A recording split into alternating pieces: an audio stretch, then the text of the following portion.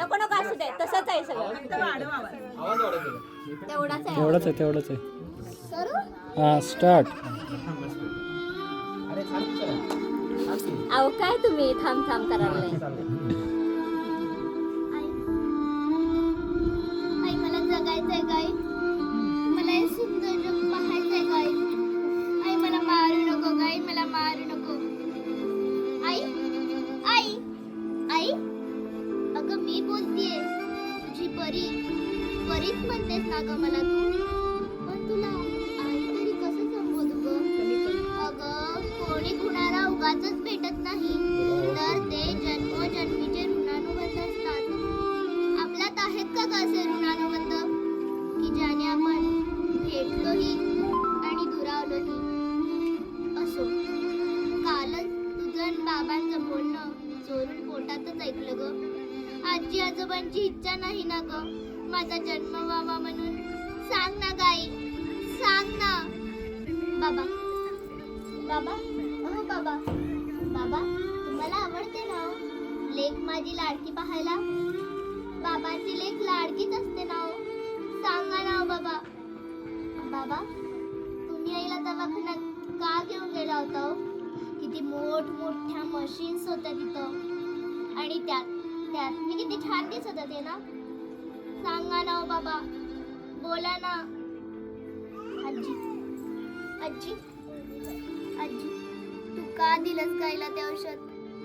किती कडू होतं का आजी ते. असं तेच जाऊ नकोस ग.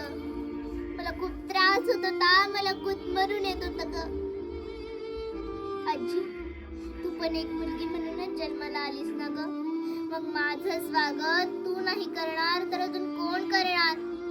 सांग ना ग आजी, सांग ना.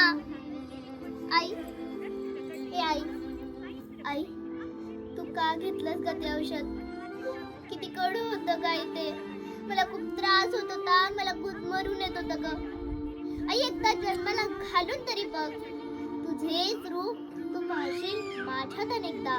मी मुलगी, बहीण, पत्नी तर कोणाची आई. मग मला गर्भात मारण्याची का ग तुला घाई. सांग ना गाई का ग तुला घाई.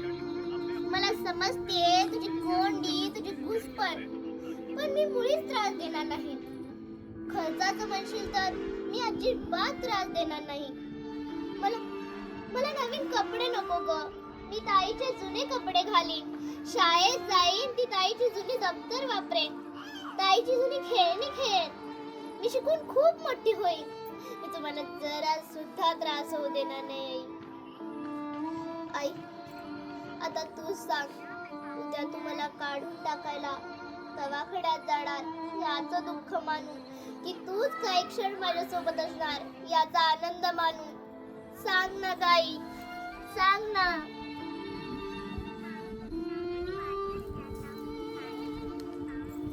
नुसता स्त्री भ्रूण हत्या थांबून काय होणार. मुलींच्या संरक्षणाची जबाबदारी घेणार तरी कोण. अशा वेळी मला गजर व्हावं वाटतं. या झोपलेल्या मनाचा लढा माझ्या अस्तित्वाशी विचारायचाय. माझ्यातल्या अस्तित्वाला आणि भवानी मातेला सुद्धा. आजपर्यंत आपण नटलो, त्यात आपण खरोखरच समाधानी आहोत का. नाही ना. अगं आपली आत्मशक्ती हाच आपला अलंकार. चला तर मग मोडून टाकूया अन्याय अत्याचारी मनगटे. काढून टाकूया अंगावरून बंधनाचा साज. आता रडायचं नाही, लढायचं. ऐक मुली तुला सांगते, ऐक मुली तुला सांगते, पिंजऱ्यातच आता फडफडू नकोस. ऐक मुली तुला सांगते, पिंजऱ्यातच आता फडफडू नकोस. पेटून उठू रडू नकोस, पेटून उठू रडू नकोस. या जमान्यात दुर्योधनाच्या औलादीची कमी नाही.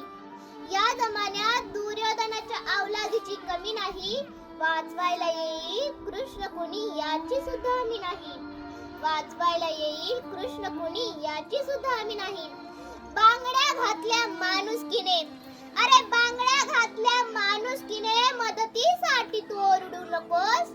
ऐक मुली तुला सांगते, ऐक मुली तुला सांगते, पिंजऱ्यातच आता नकोस